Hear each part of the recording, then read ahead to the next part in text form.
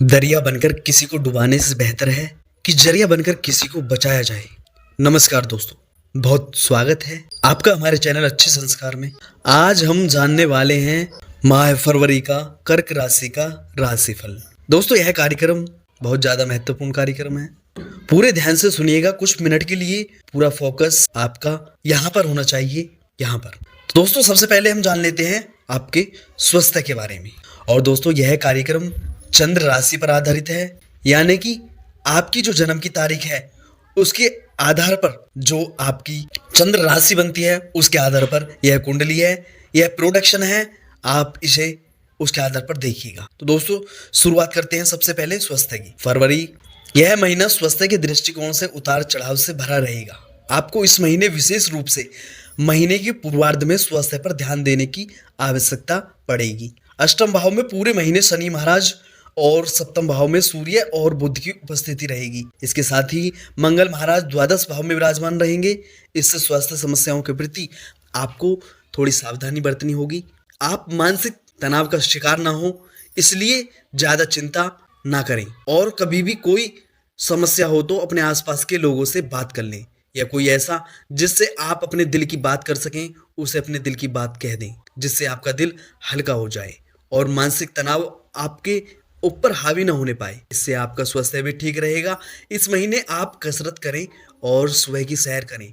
नई दिनचर्या को अपनाएं जिससे स्वास्थ्य समस्याओं को दूर कर सकें। अपने खान पान को भी नियंत्रित करें और हल्का और अच्छा भोजन करें। भरपूर मात्रा में जल पिएं, इससे आपको स्वास्थ्य समस्याओं में सुधार देखने को मिलेगा और आपकी तंदुरुस्ती बढ़ेगी।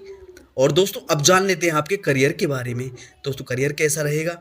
करियर के दृष्टिकोण से यह महीना कर्क राशि के जातकों के लिए कुछ मिश्रित परिणाम देने वाला साबित होगा।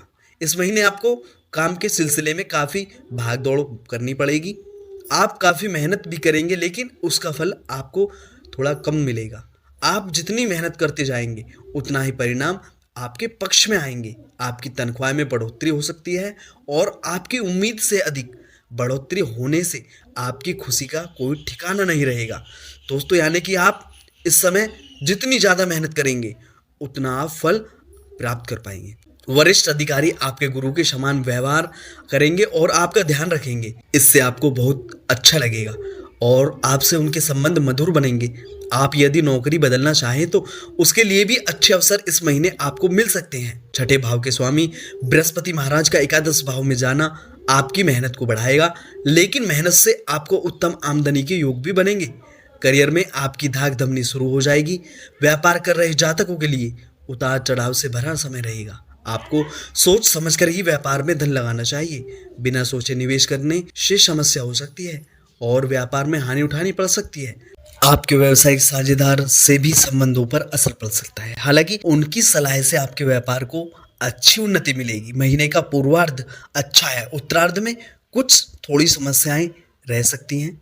और दोस्तों, अब जान लेते हैं आपके प्रेम संबंधों के बारे में और विवाह के बारे में। कैसा आपका यह विवाह और प्रेम संबंध रहने वाला है? यदि आप किसी प्रेम संबंध में हैं तो आपके लिए यह महीना ठीक ठाक रहने की संभावना है। वैसे तो पंचम भाव के स्वामी मंगल महाराज द्वादश भाव में विराजमान रहेंगे, जिससे आप और आपके प्रियतम के बीच थोड़ी सी दूरी आ सकती है और आपके प्रियतम कुछ समय के लिए किसी काम से दूर जा सकते हैं, जिससे आपका एक दूसरे से मिलना।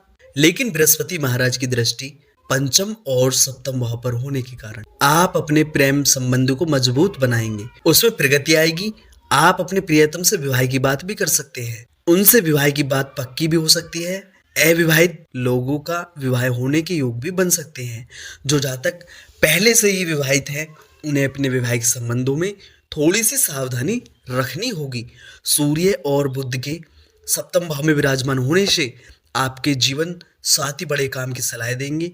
उनका दिमाग अच्छे से चलेगा, लेकिन यह उपस्थिति सूर्य कुछ उग्रता भी देंगे। और द्वादश भाव में बैठे मंगल महाराज की भी दृष्टि सप्तम भाव पर होने से जीवन साथी कुछ अहम भाव से ग्रसित हो सकते हैं, जिससे आपको कई समस्याएं होने की संभावना बन रही है। लेकिन बृहस्पति महाराज की दृष्टि भी सप्तम भाव पर होने से वैवाहिक जीवन चलता रहेगा। महीने के उत्तरार्ध में जीवन साथी को स्वास्थ्य समस्याएं परेशान कर सकती हैं। यह महीना कर्क राशि के जातकों के लिए मध्यम से कुछ बेहतर रहने की संभावना दिखाई दे रही है। आपके खर्चों में तो बढ़ोतरी होगी, लेकिन आमदनी भी जबरदस्त आएगी।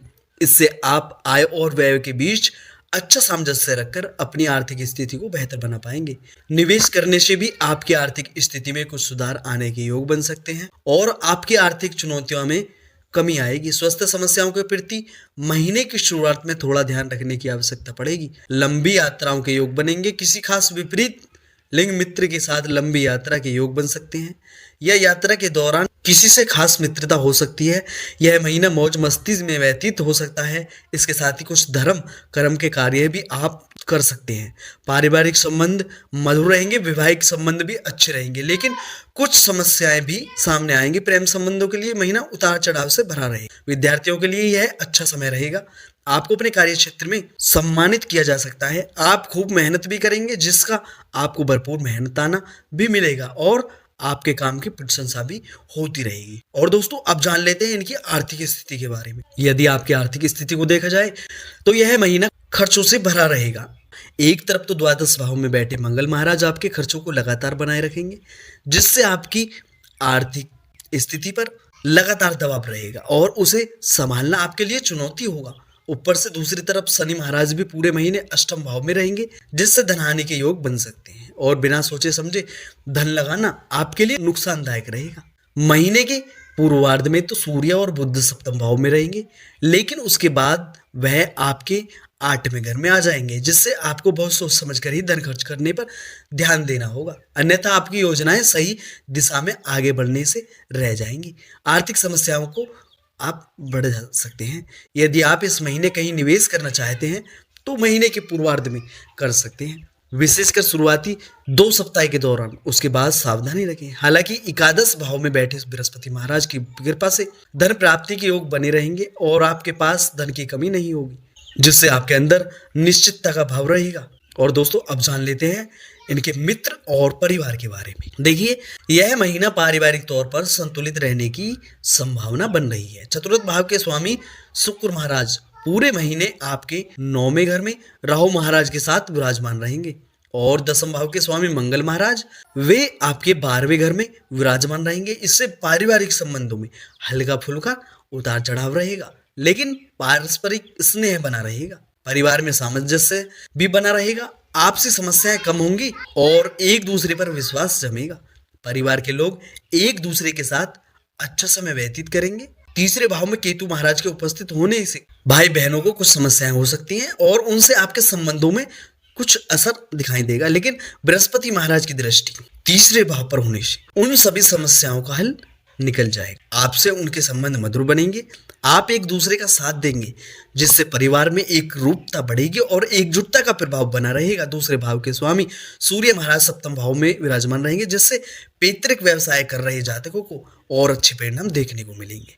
और दोस्तों, अब जान लेते हैं आपको क्या उपाय करने चाहिए। सबसे पहले तो दोस्तों, आपको चंद्रदेव के बीज मंत्र का जाप करना है और बृहस्पतिवार के दिन ब्राह्मणों को भोजन कराएं। जितना हो सके, एक ब्राह्मण हो 2 हो, उनको भोजन करा दें और हनुमान जी की उपासना करें, हनुमान चालीसा का पाठ करें और सूर्य देव को आप निरंतर जल देते रहें।